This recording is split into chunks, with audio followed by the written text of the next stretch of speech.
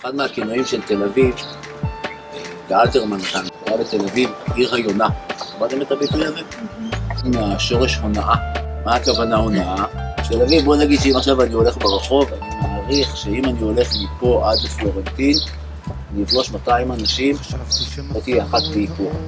לא יהיה גבר אחד בלי איזשהו סוג של דאווית בטלפון, בשעות, כל מיני דברים שהם לא אנחנו. תל אביב, עיר גדולה, יש לה הרבה מאוד הונאה.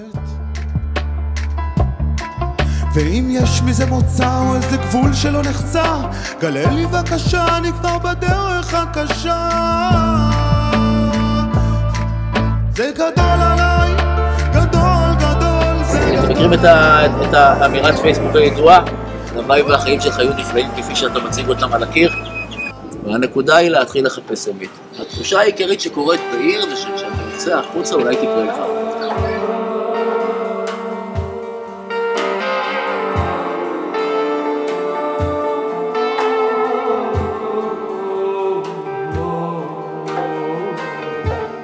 אני צריך לדבר הרבה אודות עצמי. ענייני עצמיותיים מוכרחים להתברר לי הרבה מאוד. בהבנתי את עצמי יבין את הכל, את העולם ואת החיים, עד הגעת הבינה למקור החיים. אם היה משפט אחד שהייתם כותבים בשיר שלכם, היום, מה היה המשפט? שיר זה מהמילה ישיר, משהו שבא מבפנים ומבטא אותך באופן ישיר.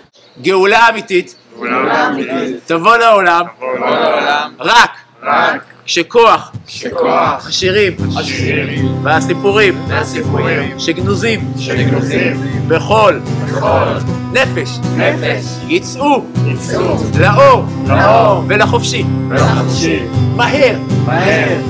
איפה אנחנו עובדים של הדעות הכתומות שלנו?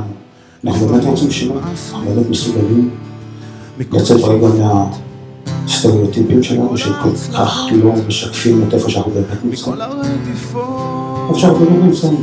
לפעמים אני רוצה להפסיק לרצות, פשוט להיות, פשוט לחיות פשוט.